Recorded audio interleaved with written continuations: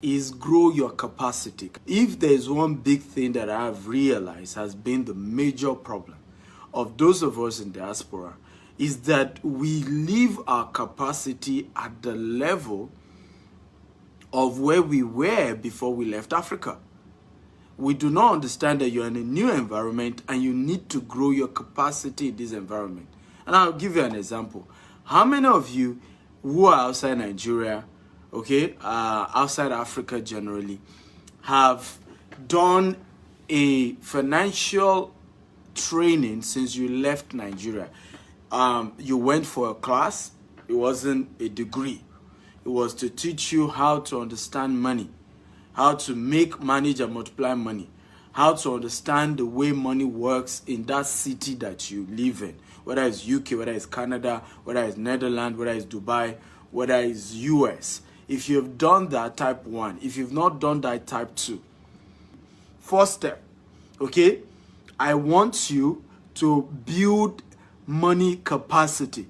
Capacity to be able to handle, to do what we call make, manage, and multiply money. You have to build that capacity. And the only way to do that is you need to read books on money. You need to go for seminars on money. Okay? And you need to get mentors who have been able to build wealth in this part of the world. You need to pay them to learn from them. Now, let me say this. My guest yesterday told you how he made it. And I remember he said he's written a book and the book is on Amazon. And everybody kept reaching out to me that they wanted to meet him. They wanted to meet him. And I'm like, what's going on with you guys? The man said he's written a book. The book is on Amazon. Why not just go type Upper War on Amazon and just buy the book? So this is, reiterating what people keep saying. You want to hide a thing from a black man, put it in a book. They will not read it. They will not. So everybody's shouting, I want to meet the man. I want to meet the man. Rather than going on YouTube, going on Amazon.com, type his name and buy the book where the man shared how to build wealth, even here in America. That is the attitude. Build capacity for wealth. And part of it is you need to buy money books. How many money books do you read in a year? A successful CEO, average successful CEO, read 50 books in a year. I've read more than 50 books this year. How many books have you read? And I'm not talking of novels. I'm not talking of romance and sex books. I'm talking about books on management, books on wealth, books on motivation, books on building system and businesses. Many times I do the audio version of the books because I'm always on the move. So I get the audio version on YouTube and I just listen to them and they've changed my life. You have to do the same. I myself have written 35 books. Okay? I have written 35 books. Number 2 thing you want to do if you really want to become a millionaire in this part of the world, you need to start buying asset instead of liability. Okay, can everybody type it? I want you to be typing the points. Number 2, buy asset instead of liability. I remember 3 years ago, I visited Houston. And, I was with this set of people. And it was a church that invited me to preach. And after the service, in Houston, I'm not talking in Nigeria, a church member had just bought a car. And incidentally, I knew that church member that she didn't even have a job. Okay? And the pastor came out and was anointing the car in Houston. Texas, Houston. I'm not talking Nigeria. My brain was spinning. What is there about a new car to anoint, first of all? Second of all, if I were to be a pastor, I probably would have given, a dirty slap, even though you can't do that, but a virtual dirty slap. Okay, with my words, I would have done that because I would have told her, why buy a car when you don't have a job and you're not trying to use the car for Uber? Your credit is in shambles. A car is not an asset, it's a liability. So who are you trying to impress? And everybody's still congratulating her for buying a car. But this is what we still do in this part of the world. Despite that, we're in America, this is still what we do. Right? We still bring the African mentality that we've been doing, okay, We still carry that attitude, we still carry that pattern into this part of the world. Even though we are in a setting where we should now know better, we should now do better. Now, I want everybody to type this quotable quote down. Rich people do what their mates are not doing today so that they can afford what their mates cannot afford tomorrow. Everybody, I want you to type it down. Come on, everybody, join me. Rich people do what their mates are not doing today so that they can afford what their mates cannot afford tomorrow. So today they do what their mates are not doing. Tomorrow they're able to afford what their mates cannot afford. They practice what we call delayed gratification. So when their mates are eating their tomorrow, okay, they decide to save. And a time comes where they can still afford, okay, what their mates can afford. Number 3 thing you want to do. Number 3 step. Number 1 step, grow capacity to manage, make, manage and multiply money. That's the first step. The second step, which is what we have just shared, buy asset instead of liability. Do what your mates are not doing right now.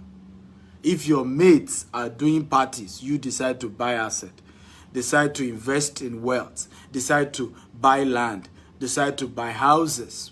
Okay? Make sure you buy asset. Don't do liabilities. Don't join them in the nonsense they are doing. Okay? Finally, we're in America. Finally, we're in the UK. It's not an achievement. Being outside Africa is not an achievement. It's what you do with staying outside Africa that is important. Else, 20 years from now, you're even going to regret leaving Africa. Because some of those you left back at home are going to have a better life than yours if you're not careful. So there is no achievement in that you are living in the US. There is no achievement in that you are living in the UK.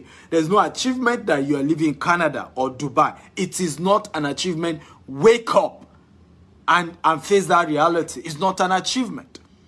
The achievement is what you do with your stay here. The achievement is how you're able to convert the opportunities that you have here. That this is the land of the free. And you don't need to know somebody. And you can get started. You can empower yourself. But again, it's your choice. Right? So if you're ready for number 3, type I'm ready. Number 3, type I'm ready, I'm ready. Invest in knowledge before you put money into anything that can ever help you make money. Once they tell you about this, you can start building wealth. Vow that you ain't going to put your money into anything until the knowledge comes first. Bitcoin, went crazy in 2017. And everybody was on my neck. Mr. Steven, how Bitcoin is big. And I remember I read everything I could find on Bitcoin. And I was convinced that it's the future of money. But I still didn't invest in Bitcoin until I met a mentor that I was able to strike a deal. Let me tell you how you know you have met a mentor. You've been able to strike a deal of you are going to give something in exchange for their time. Don't ever, some of you always shout, I'm your mentor. I'm not your mentor. I could be called your role model. If you are not going through either a Stephen Akita University or you've signed up for the Stephen Akita mentorship program, I'm not your mentor. I'm just a role model, somebody that you're patterning after and that you're learning from. But it's not a mentor, because a real mentor, you are supposed to go through a program of that mentor, or you're supposed to have some level of access to that mentor. So what happened oftentimes, right, is that people refuse to invest in knowledge. And so for me, I did that. I read everything I could read about Bitcoin. And I said to everybody disturbed me, I said, I'm not going to put 1 kobo into Bitcoin until I get a mentor. Somebody who is successful in Bitcoin, who I have been able to strike a deal for the person to mentor me. So I finally got somebody. We strike a win-win relationship. It has to be win-win.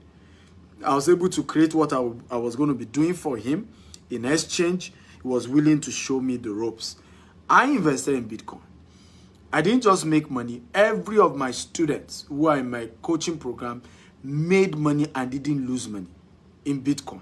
In fact, not just that, the shocking part about what happened was one of my students in Dubai, after buying my video course, put in just $1,000 into Bitcoin. And in 7 months, he turned $1,000 to $100,000 US in 8 months. with an initial capital of $1,000, just $1,000. So, but I would have lost money. I would have also lost the money of people who want me to be their mentor if I didn't get a mentor first. If I didn't go for seminar and trainings and read everything I could find on Bitcoin. And this is where many of you make mistakes. So they tell you that Bitcoin is where money is. You say, yeah, you go and put your money there without doing a training. They tell you Forex, you can make money from Forex. You go and put all your money. You even carry your family savings, you carry all your relatives' money, you go and put it there. And then you lose the money and then you claim everybody's wicked. You were the ones that were foolish by your actions. You were not wise in the actions that you took. So stop the culture of throwing money at things. You don't get rich by throwing money at things. You get rich as a result of knowledge that you've acquired, even though that will cost you money. Then you become wealthier by implementing the knowledge that you've acquired. Number 4 is invest in knowledge before you put in money. So when you hear that there's an opportunity to make money in anything, either it's a business or it's an investment, don't put money in that business or investment yet. Put money rather in learning how that business works. Put money rather in buying books about that business. Put money rather in attending seminars about that business. Put money rather in paying somebody to coach you who is already successful in that business, to coach you how you too can be successful in that business. That is where your money is supposed to go. But many of us, we do reverse. So when they say there's an opportunity to make money, you quickly go and throw all your money there, rather than first getting the knowledge that is required first. So if you're ready for number 5, type I'm ready. Number 5, stop, okay, and this is very, very important. Stop wasting money. Stop wasting money. Many of you are supposed to have been given PhD in money waste. I'm not kidding you. And I'll break down how many of you are wasting money. How many of you know that most of the money of Africans in diaspora goes into funding the useless and wasteful lifestyle of their relatives back at home? If you agree, type I agree. Let me say that again. How many of you know that more than 70% of Africans in diaspora spend most of their money funding the wasteful lifestyle of their relatives back at home? So your cousin says he wants to do wedding, okay? And then, of course, you are the one in the UK now. You're the one in the Canada. You're the one in the US, right? So you say, yeah, big uncle, big auntie. How about you?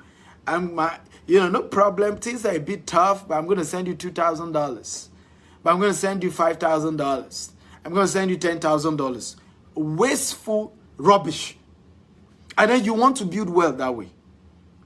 Right? I met this guy in Dubai. He came, I was playing golf, and he came for my seminar, and I just hosted him while playing golf. And he was telling me he's been in Dubai for 3 years washing cars. And all the money he's made, he's had to send it to his uncle. Because the uncle is always calling him on needing emergency money. He said, oh, I'm sick, send me money else I will die. And I said, Daddy, your uncle find it somewhere. I said, what do you mean? Everybody's insulting me that I have relatives, in Dubai. And I'm living this kind of wretched, poor life. And I'm like, so 3 years earnings, you've given it to a wasteful uncle who probably is marrying the 4th wives. Okay? I'm just wasting it. Who does that? Are you bewitched? Is it like there was a voodoo done on you to keep continuing that culture? What happened? How did you get into doing that? You keep throwing your money back. That is waste, and God will never reward waste. It doesn't reward waste. You can't build wealth. It's 6 years now. I cannot remember going, in 6 years, I only wore one Ashwebi, one. It was for a burial of somebody who was my assistant, and the man has been a great man for me. It was once, right? I don't do that. I'd rather even give you some money to support you if it's needed, if and reasonable, moderate. But many of you, you are $20 an hour. You're either driving Uber here, or you're doing a logistic job, or you're a security man somewhere. And then you want to be proving to them back at home in Africa that you've arrived. And all your hard-earned money, you are giving it to uncles and nephews and in-laws to waste on their own extravagant cultures. Over somebody's wedding, over one great burial, over one in-law, uncle, cousin. And that's how you've wasted money. And then you're wondering what you've done with your 5 years in the UK, your 10 years in the US, your 20 years in... I don't get it. Exactly. Christmas coming, Christmas party. Things that just don't make sense. And you wonder why you're poor. God can never reward waste. God doesn't do that. It's just in his nature. He will never bless you. I tell my people, all our top management in our office, when our income start going down, I always call for a management meeting. I'll tell them, I say, there's a waste somewhere. I may not know where the waste is, but we are wasting money somewhere. And they will say, sir, no, it's due to economy. I said, don't tell me economy. My business has always flourished in bad economy. So it's never the economy. We must be wasting money somewhere. And usually, a lot of time we downsize. We look at some people who are probably in the system collecting salary and they are not doing anything. And guess what happened? The following month, with lesser number of people working, the sales goes up. And I say, you see, I told you. Go anytime I see my income go down, I check my life. I'm wasting money somewhere. I'm wasting money. I do calculations. I check what I'm putting my money into. I'm wasting money somewhere. God does not reward waste. God does not reward waste. It's just the rule. So when you say, oh, I'm poor, and today you see me able to afford certain lifestyle, it was because I blocked certain waste in a certain part of my life.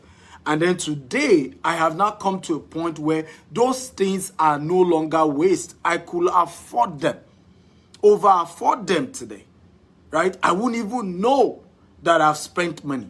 And that's how you want to do and live your life. Come on, guys. If you're enjoying this type, I'm enjoying this. I'm learning. I'm enjoying. So that's number 5. Number 6, if you're ready for number 6, type, I'm ready. Come on, guys. Talk to me. If you're ready for number 6, type, I'm ready. Number 6, type, I'm ready. Remember to share this video 10 times on Facebook, on WhatsApp, on LinkedIn. Click on the Facebook party icon on your right-hand side. Invite all your friends. Listen to me. All those groups where you guys talk rubbish, this is the kind of message you need to give them right now. Okay? This is the kind of message you need to post on all those groups. I said, guys, come listen to this because it's going to change your life. Because Africans gossip too much. Let me tell you this. I have met several wealthy people in my life. I am yet to meet a rich man that is a gossiper. Let me repeat that again in case you didn't get it. I have met several wealthy people in my life. Several wealthy, billionaires, even in dollars. The other day, I flew all the way from Nigeria to meet Damien John. Damien John has done over $6 billion in transaction. He's the founder of Fubu. I have met wealthy people in my life, ladies and gentlemen. But I'm yet to meet one gossiper, one rich gossiper I've not met. In fact, if you are currently poor, I can assure you, if you be sincere with yourself, if you be humble and just be sincere and not be proud, if you check your life, you realize that there's too much gossip, that there's so much time being created to gossip. My wife always say this to me humorously, say, honey, you are not sweet to gossip with. Right? I ain't just get that time. I just, social person is like this, is like that. Oh God, I get my own too. I'm not perfect. So why do I want to sit down and do a 2, 3 hour, 4 hour gossip about somebody's imperfection? I'm not perfect myself. I'm praying to God to help me to be a better person, right? So why will I sit down and start talking about somebody's imperfection? Is one of the things you need to get out. Maybe one of these days I will do a series, okay, on characters of billionaires. Characters of billionaires. One of it is they don't know how to gossip, right? Face issues, go head on with it. Come on, guys. Are you ready for number 6? If you're ready for number 6, type, I'm ready. Come on. I love call and response. I love you to engage me. I love my classes to be very interactive. How to make your first $1 million outside Africa. If you're ready for number 6, type I'm ready, I'm ready, I'm ready. Number 6, build wealthy friends. Build wealthy friends. Build wealthy friends. Why must you build wealthy friends? Why? The reason is because 2 poor people cannot help themselves. One must first get to the top and throw the ladder to help the other person. If I always put it this way, if you truly care about poor people, you're going to work hard to become rich so that you can help poor people. October, I just finished paying school fees of 50 orphans, right? Christmas, we're going to be visiting orphanage homes. Even though I'm not in Nigeria, my team are going to be visiting orphanage home. We're going to sell relief material to an IDP camp in Maiduguri, and you know, providing food and support for the needy, right? Running to millions. This year alone, we spent almost 20 million helping either Ajegunle program. You can Google it; they're all online. Okay, or orphanage homes or IDP camp. Over 20 million naira already in donations. You know, this year alone, right? I could only do that because I have the money. 2 poor people cannot help themselves. If you care about poor people, you're going to become rich so that you can be in a position to help them. That's one of the reasons why we work hard to become rich. So, thinking that you want to live a life, okay, of poverty, and that poverty please God, and it doesn't please God anyway, right? Being poor doesn't please God. Because what poverty makes you do, how poverty makes you think, is barbaric. Why is it that it's poor countries that there's war, there's famine, there is fight, there is all manner of unrest? Look at what's going on in Nigeria, Togo. Look at what's going on in other African countries. Sudan. The more the poverty, right? The more the unrest, the more the terrorism. Terrorism and poverty go hand in hand. War and terrorism and poverty go hand in hand. Okay? Economic crisis, right? Always breed criminality. Look at banditry in the northern part of Nigeria. Poverty does not glorify God. So you can't tell me that. Does not make God happy. You cannot please God by being poor. You cannot make God happy by being poor. You may not like it, but it's the fact. And until you wash your mind of those mindset that poverty in any way help anybody, no poor person is helping anybody. If you are poor, you can't even help your fellow poor person. So who are you helping with your poverty? How is your poverty changing the world? If you're poor, you can't even help yourself. Talk less of helping your fellow poor person. So you want to make sure you start, and that's number 6, right? Build wealthy friends. Build wealthy friends, because how to become rich, poor friends can't teach you how. Rather than build wealthy friends, you know what you do? You gossip about rich friends. Oh, see how they talk. Have you checked his world? He just said he's on vacation. He's trying to show off. When you get your own money, choose not to show off. Why waste a whole 1 hour gossiping about your rich friends and about what that friend said about their vacation? It doesn't make any sense. Somebody would tell me, you know, Mr. Steven, rich people don't like to help people. Well, you've become rich. When you become rich, use your own money to help people. But don't gossip, because you do not attract what you despise. So if you hate your rich friends, how then can you become rich? Because there's something called law of attraction. You are attracting to your life people, situations, circumstances that correlate with your dominant thought. So you will attract people that is in line with your visions and your aspiration. So if you hate rich friends, if you gossip about rich friends, how can you become rich yourself? It doesn't work that way. So what I did is, when I was poor and I decided to start having rich friends, I remember the year I made up my mind, I'm going to make friends with 7 millionaires, was the year I became a millionaire. This was 2008. Okay? The year I became a billionaire in asset was 2016, 2017. And that year I made up my mind. The friends I'm going to keep that year were billionaires. And I became a billionaire in my Nigerian currency. And for me, what did I do? I had to tell myself, all these my rich billionaires that I want to be friends with, it will be difficult to be their friends, because when they are discussing their realities, it will look as if they are trying to brag. So I'm going to work on my self-esteem, not to feel irritated by their talks. And that was exactly what happened. I will give you one instance. I had a dinner one of those days, and I invited 2 of them. And they came for the dinner. I just moved into a new apartment. And it was the beginning of the year, it was January. And I remember, in fact, the word was almost coming out of my mouth that, this January is tough. I know if you always say that. I know if you always say January is tough. Money is scarce in January. Come on, if you always say that type, I always say it. I always say, come on, everybody, engage me. I need your engagement here. I know if you always say that. Like in January, you just be like, things are very tough. More. Finances are very difficult.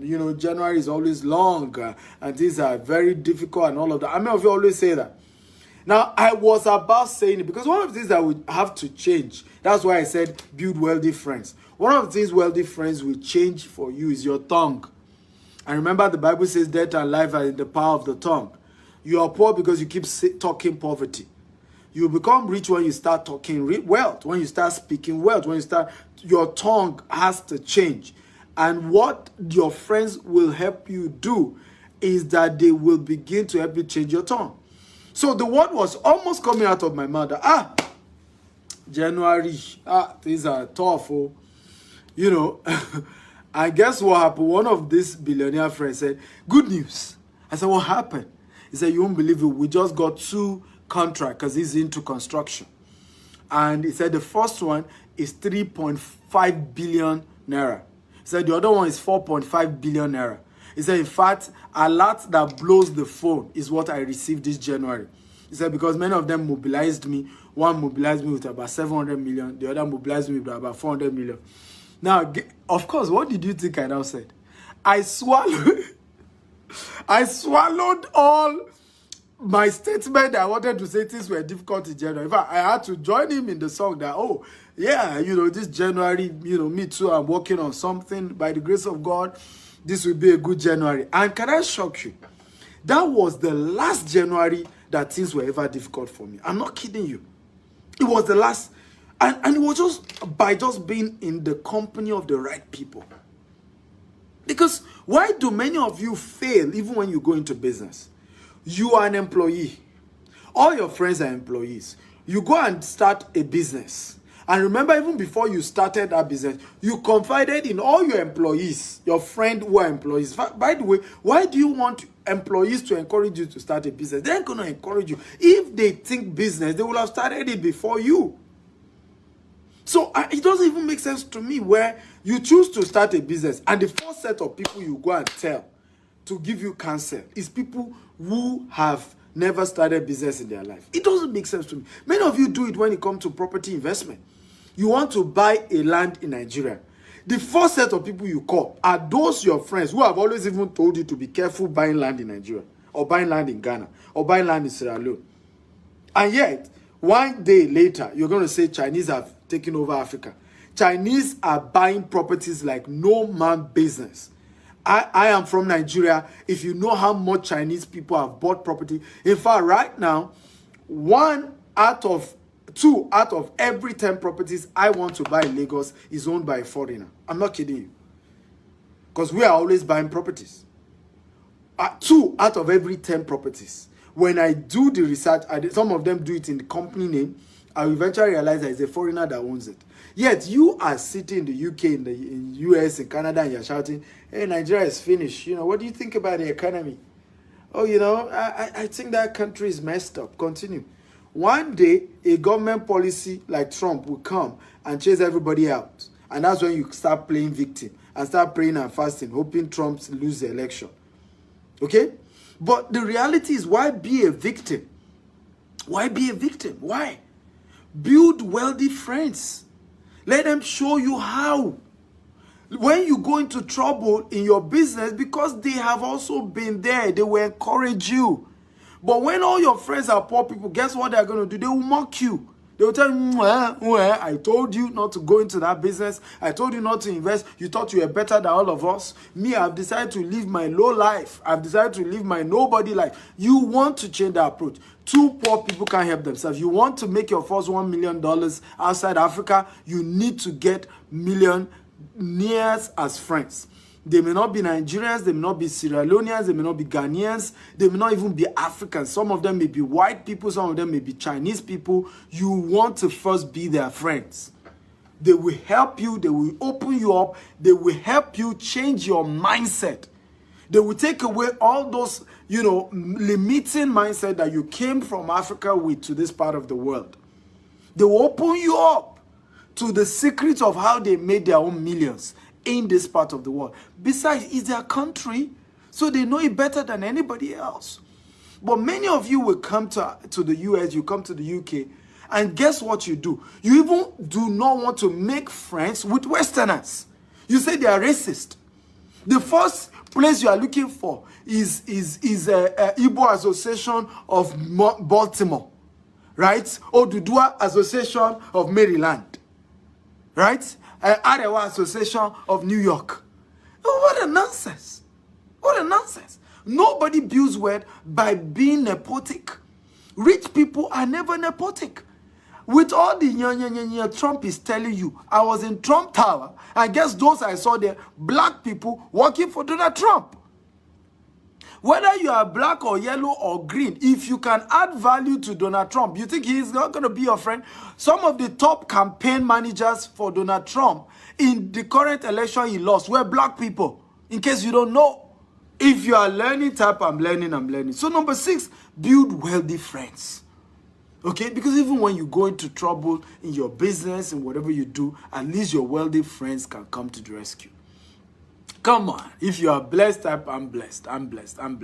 Everybody, come on, engage me. Engage me. If you are blessed, type I'm blessed. Are you ready for number 7? Study money and understand how to make, manage, and multiply it. You need to become a money student. I want everybody to type it. I vow to become a money student. Everybody type it. I vow to become a money student. So number 7, study and understand how to make, manage, and multiply money. Many of you keep shouting you're poor. Many of you keep shouting you don't like your financial status. But yet, you don't study money. You have no books on money. You have attended no seminar on money. You have no money mentor. Nobody is mentoring you on how to become rich. Right? In fact, if you have anybody who is mentoring you how to become rich, they are even either people who are as poor as you are, or people who are poorer than you. How many of you agree with me? If you agree, type I agree. That's what we do. When many of us even want to get money advice, we go meet people who are either poorer than we are, or who are as poor as we are. Those are the people who mentor you. Rather than going to meet people who have the results, I tell people, if you want to learn something, you must go meet the person who has succeeded at it. You can end up doing your own in a different way, but that's how it works. Nobody has ever become an American president without having a political mentor. There's no one. This election, who was the mentor of Joe Biden to win this election? Who can tell me? Who was his mentor? Okay, who was his mentor? Who was the mentor of Joe Biden that helped him to win this election? I want you guys to type it. We're in America, so let's talk about American politics a bit. Who was the mentor of Joe Biden to win this election? There has never been an American president that didn't have a political mentor. Not one. Okay, when you look at Obama, Obama was mentored by Clinton. In fact, there were pictures of how Obama used to hold Clinton's coat, right? Or, for him. He was like his boy. Okay, everybody becomes successful because they have somebody who has succeeded ahead of them, who is now showing them this is how to get it done. Thank you, Obama, of course. Guys, I gotta go. I love you all.